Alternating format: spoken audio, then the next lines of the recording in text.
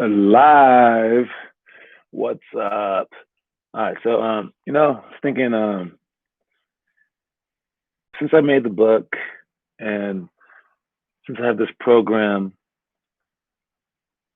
since I've had this show, I think that the show is a crucial component. It's a very necessary to basically give everyone a chance to make it. So I want to keep this show going forever. All right. And I know some days, some way, we have Leandre here, we got Blake here. One of these days, there's going to be no one on here. I know. All right. And I'm going to be talking to nobody. But hopefully we can get things started and rolling to where one day there's like 1,000 people on here, maybe. Who knows? All right. They're all learning the game at a deeper depth. And it's going to be hard because kids don't know what they want. They think that they know what they want. And very few kids are willing to try their hardest for things. But that's good for you guys because if every kid tried their hardest, or if every one person in the world tried their hardest, then you wouldn't win ever.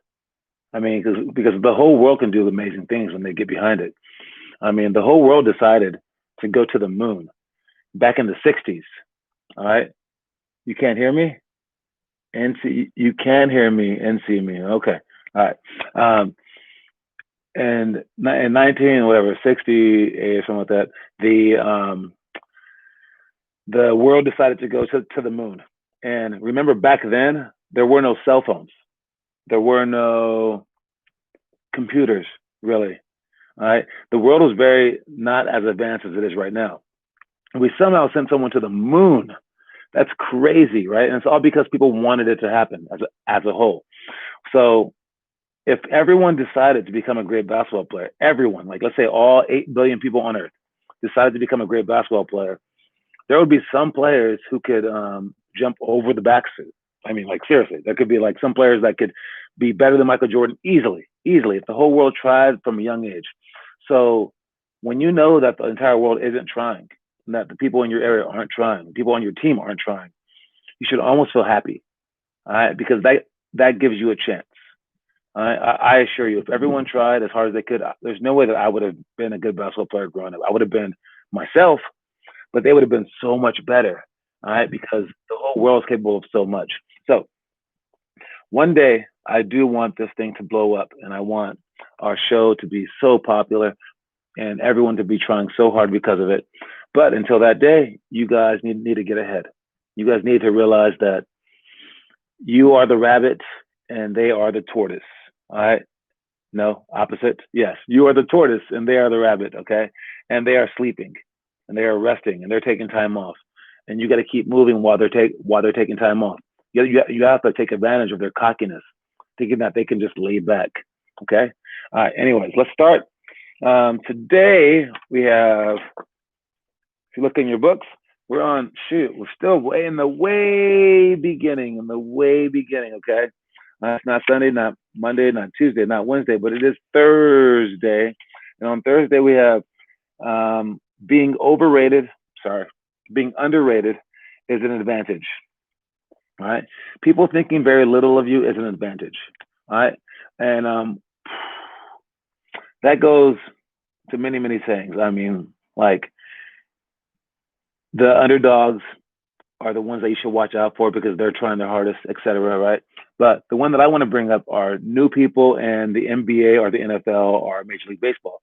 When there's a new person that comes in, they usually surprise everybody, all right? And they usually have a great game, and they have like a few great games, and no one can stop them. But then teams start studying them, and they start learning what they're about, and all of a sudden, usually they stop that guy.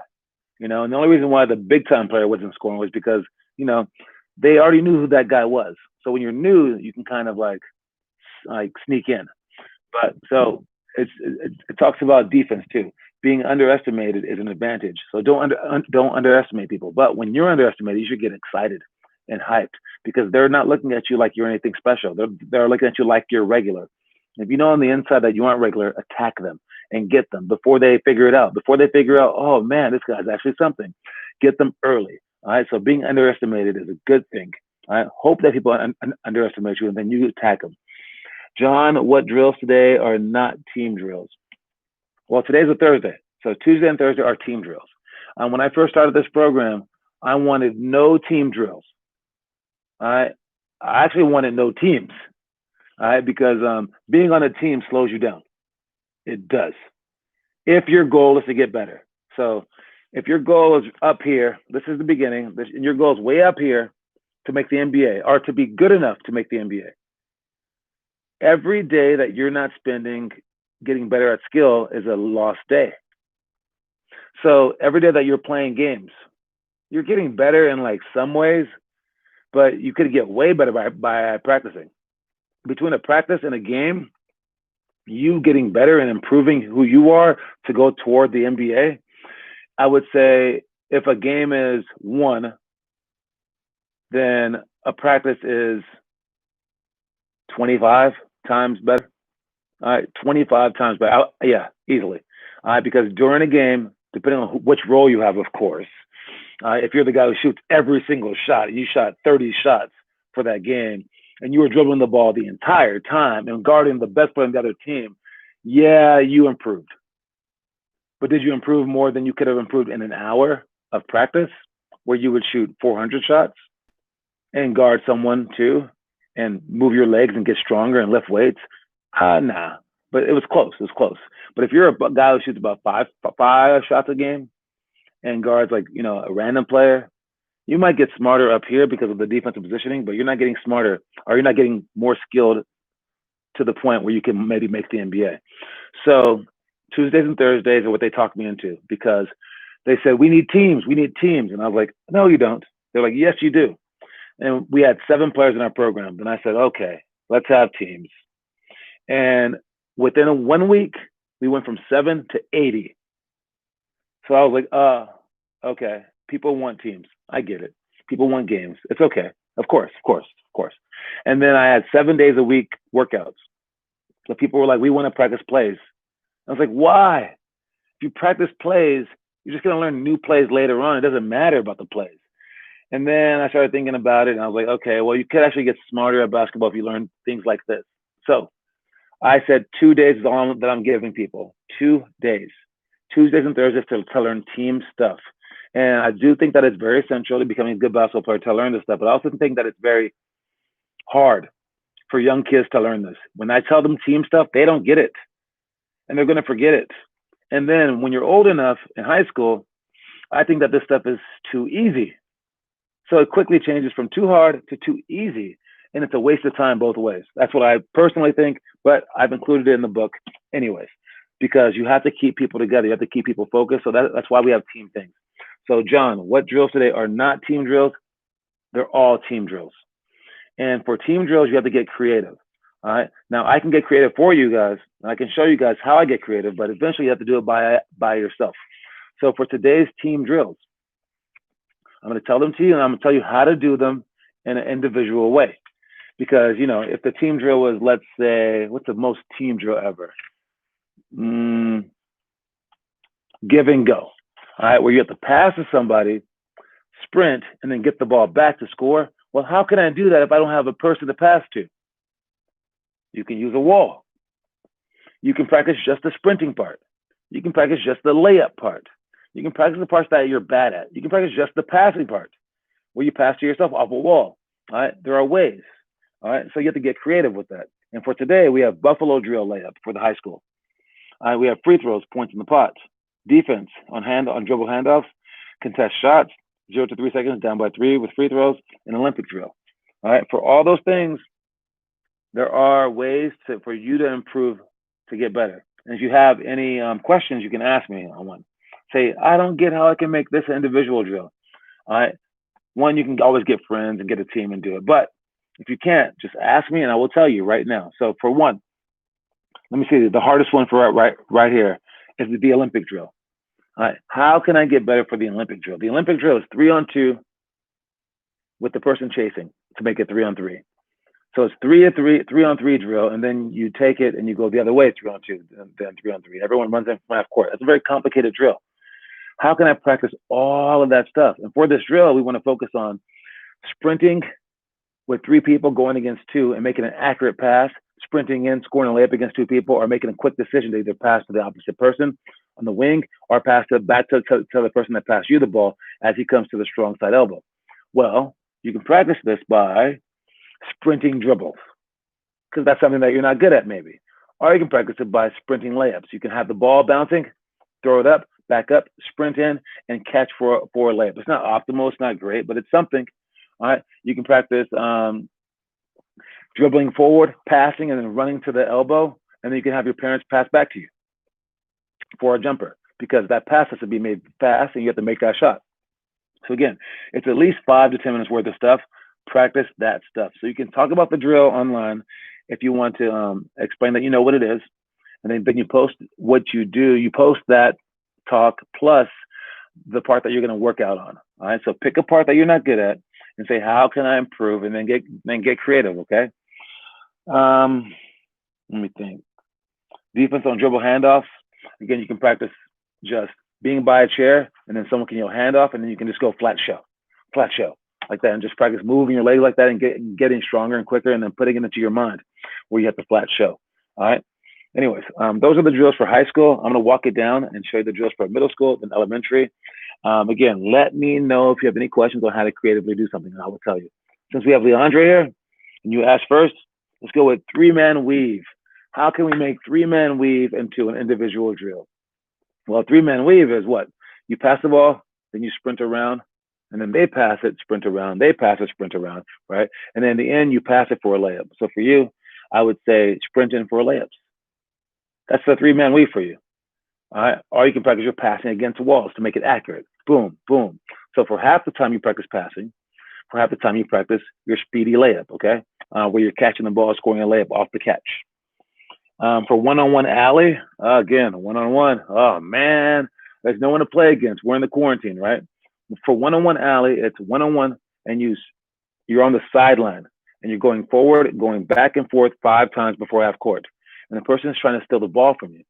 All right. And if they steal the ball from you once, they give it back to you twice, they give it back to you 3 times, you lose the ball. Then it's their turn to play one-on-one. But if you make it under 3 times, then you can play them one-on-one. How you can practice this on your own is the dribbling part. That little diagonal thing. You can dribble forward and then change directions. Dribble forward, change direction. You can change direction with the crossover, with the crossover between your legs or behind your back, or with the spin move. All right. So you can practice that part, dribbling low, keeping away from the other person, and get better at your handle. So you can also practice just ball handling drills. All right. And then for the one-on-one, you can practice from half court, sprinting in, pretending that someone's guarding you, and trying to score in under 5 seconds.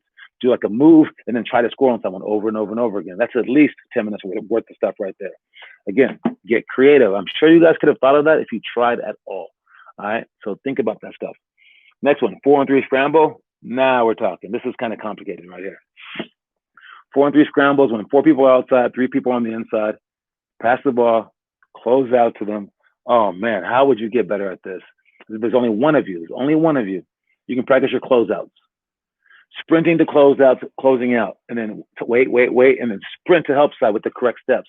Be in help side. Sprint to another closeout, so you can get quicker at that, quicker and quicker and quicker. All right, you can practice sprinting to help side as well, and then you can also practice the 4 part, where you're one of the 4 outside players.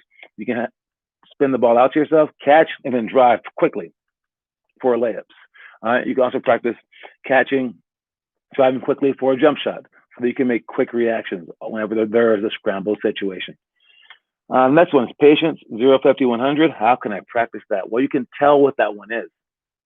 And I talked about that a lot. 0, 50, 100 for patience is the first time that you catch the ball, you shoot, you drive, or you make a pass for an assist 0 times.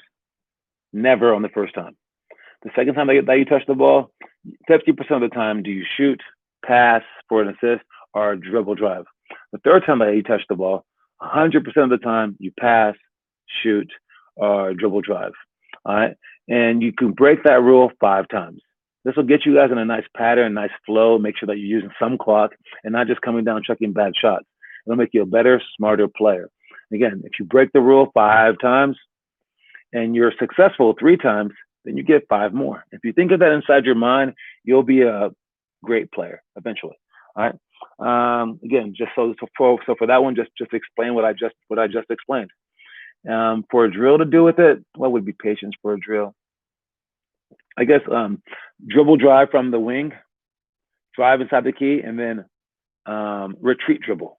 Because retreat dribbles are how you keep the ball alive, where you don't have to shoot the shot, you don't have to make the pass. You can just dribble back out to reset everything.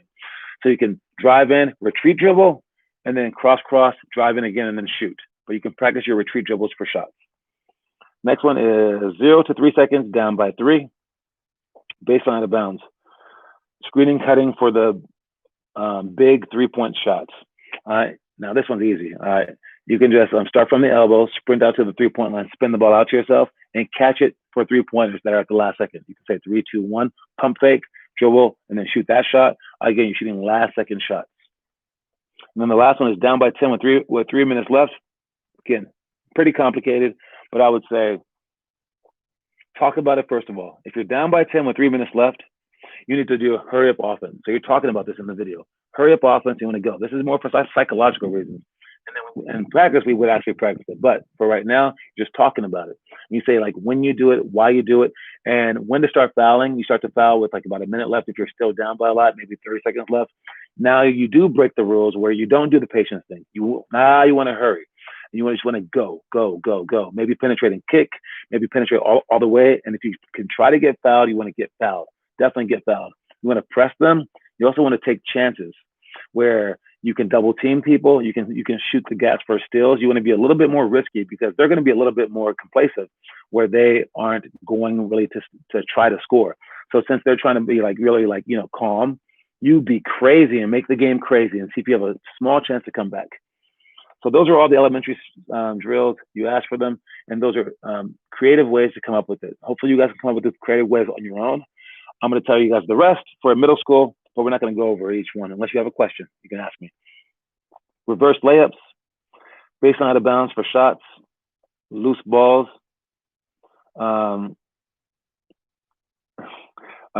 press break walkthrough, 49 seconds down by 3 with free throws, and 5-on-5, just regular 5-on-5. All right, that's what we would be doing today if we had practice, and that's what you guys should be watching early so you guys can be prepared for practice as well. All right, and let's move on to the motivational story of the day. Again, if you guys have any questions, I can turn this thing around right now. I can show you on the basketball court, easy peasy. All right, just let me know. Nerves get to the best of us, especially during pressure-filled times. What you choose to think about should either be positive or neutral. When it comes down to it, concentration is the ability to think about absolutely nothing when it is absolutely necessary. What that means is when you're nervous, you can't be at the end of the games. You just can't be.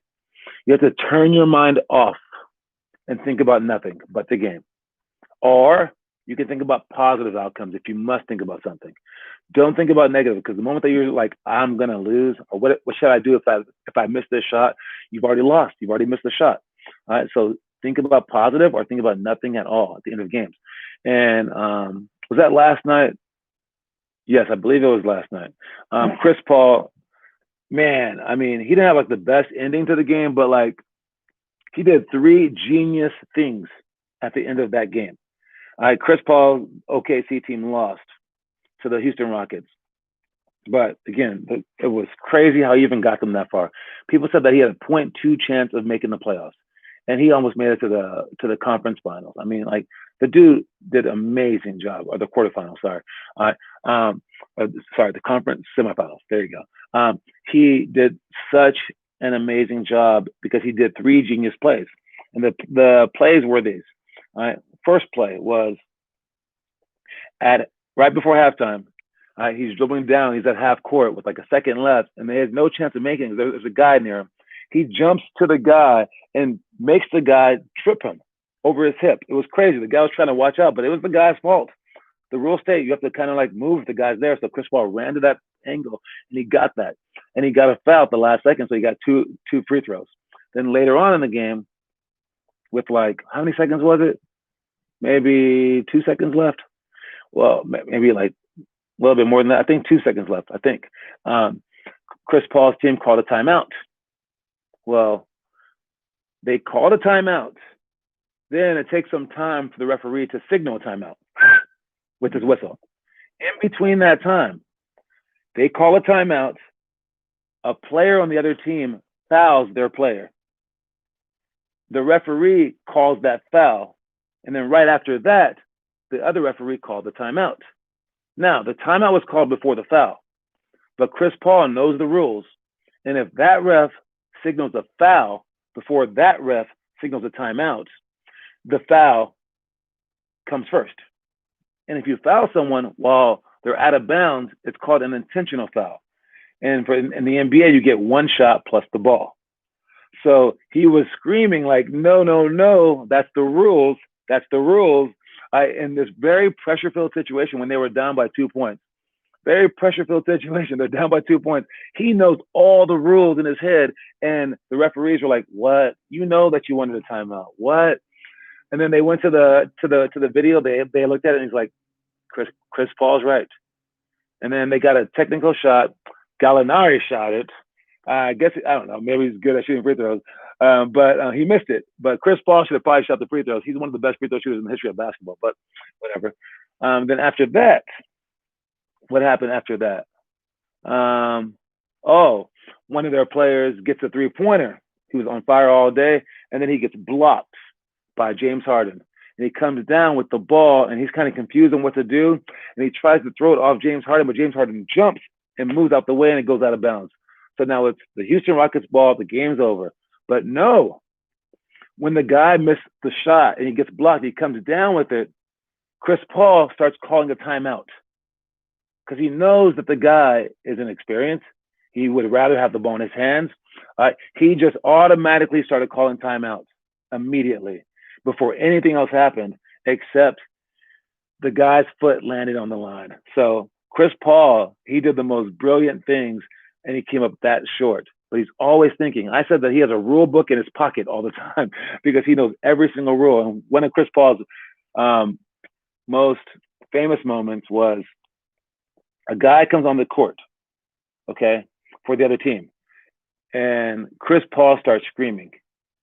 And they're like, what? And he goes, he has his shirt untucked. His shirt is untucked. And they're like, what? Sure enough, in the rule book, it says if your shirt is untucked and you come in the game, it's a technical. And I've never heard that before. But Chris Paul knows the rule book so well, they had to give him a T. And it actually won them the game. And Chris Paul won a game because some guy's shirt was untucked. Craziest thing ever. So when I tell you guys that you have to be smart, that's what I'm talking about. I'm not saying to be like a cheapskate like he is, but you want to be smart so that you can use anything to your advantage to win games, especially if it's within the rules. All right. And again, I mentioned that because he was still smart under the most pressure-filled situation. There was so many turnovers, so many missed calls. It was crazy in the end because everyone was nervous, including the referees were just nervous because it was such a tight atmosphere. Yet Chris Paul was so calm. So be calm at the end of games. All right. Let me know if you guys are done watching the movies. I'm trying to get everyone to start doing this. Really, that's the most fun thing in the book. When you see the book again, but I mean, I spent a lot of time to find the actual movie posters. Let me get to this month for you guys. It's not June. It's not August. It is September. So this is the 9th grade one, Bagger Vance, right? And I put a little shadow around it. You do, guys. I hooked y'all up. Seriously. Okay. And I put a little quote on top. What is the quote for this month? The quote for this month, when you see it on top, right there, is winners forget there's a race. They just love to run. All right. We have our monthly homework right here. All right. For the monthly homework, it is epic drill. Practice, attempt, or improve at this unique layup drill for 1, 2, 5, or more minutes per day. The goal is to get quicker and make more shots. So, and there's even a spot for you to write in here where you're circling how many minutes that you did it per day. And then you can say whether you did it or not, whether you skipped the day or whatever. You can turn this into me. Go ahead and rip it out. Turn the whole book into me afterwards. I don't care. Take a picture of it. Email it to me. Text it to me. Something. Do this stuff because it's a roadmap, as I said. And You guys aren't making it to the NBA. You're just not. Okay, it's impossible. You guys aren't making it to D1. It's impossible. It's impossible. You guys might not even make it to D3. It's impossible. If you believe that, it's impossible. All right. If you believe that it's impossible, it probably is. If you believe that it's not impossible, you have a chance. But only if you go the correct way. All right. So I've given you a map. If you follow it perfectly, you will get there. But it is the hardest map you'll ever have to follow. But many kids, 99.9999% of people that have the dream to make the NBA, they don't have a map. All right. So out of everyone searching for the correct route, everyone's trying so hard to make the NBA. Everyone's trying so hard to make D1. Everyone's trying so hard to become great at basketball. You guys have a map and a flashlight, and you guys know which way to go, and you guys are choosing not to go the right way. That's what you're doing if you're not following the book. All right. You're making a conscious choice to not make it. All right. When all these other people are begging to make it, they would love to make it. They would love to be in your shoes where they have a map, but they don't. They're just guessing. Is it over there? Is it this? Should I shoot 500 hook shots? I don't know what to do. Should I practice once a week, once a month? I don't know what to do. I don't know what to do. You guys have it all. You guys are handed this on a silver platter. Basically, I'm handing you guys $1 million on a plate. And all you have to do is pick it up. All you have to do is pick it up and take it to your bank, and you have it. But you guys are like, I don't know. I don't know. It's really hard to watch a movie. It's really hard to spend 5 minutes on a layup. It's really hard. It's really hard, John. You don't know how hard it is. But I do know that we're in school now. You guys are starting school, and it's a weird time, right? So it will be harder. But you need to start balancing that stuff. You need to see this as the same level as your school, because if you need to treat your passions and your duties as the same, all right? You can't put your obligations above your passions, or else you're going to be doing that your entire life, and then your life will be passionless. All right? You have to put your passions and your duties on the same level, and you must balance them. And if you have to get rid of all your passions just to do your duties well, you're not trying hard enough. And if you ignore your duties, that sounds like I said poop. No, if you ignore your obligations and you just focus on your passions, you've done yourself a disservice as well. You need to do both those things, school and basketball. All right. And you need to not be so bad at school that you have to have this taken away from you. All right. You need to be able to do both and balance both. And you can't just say, I'm going to skip this for a week so I can focus on this. No, that's not good enough. All right. You have to be so on board that you have to fight for your passions in life. All right. You have to want those to be in part of your life. So you can't fumble it. You can't say, listen, it's really hard to juggle two things. Let me just juggle one. Because now you've taken the passion out of your life. Or if you're taking school out of your life, that's just dumb. All right. You have to have both of them in your life. You must keep them in there. You must work extremely hard to keep them in there. And if that doesn't make sense to you and you're like, wait, I have to work extremely hard for my passion, then it's not my passion anymore. It's hard work. I don't like that. Dude, I don't care if it's stamp collecting. If you're not working your butt off doing it, you're doing yourself a disservice. All right. Whatever your passions are, video games, I don't care what it is, licking the pavement, you do it as well as you possibly can. All right. And you juggle that and you figure it out and you balance it. And if you love basketball and you go one day without shooting 100 shots, that should be just as bad as failing a test. Because you have to look after your mind, definitely. But if you're not looking after your heart, you're leading a loser life. Okay? And your parents will tell you that if you ask them like that. You say, should I not prioritize my passions? Should my passions be below my obligations in life? And I think your parents will say they should be the same, if not even slightly more. But you can't drop the ball on either one. Got it, guys? Anyways, for Tice Valley, we have a lot of people signing up. Almost all the September spots are filled. We have 2 more September spots, and it's on, I think, a Thursday and Wednesday, 1 more spot each. For October, they are filling up too.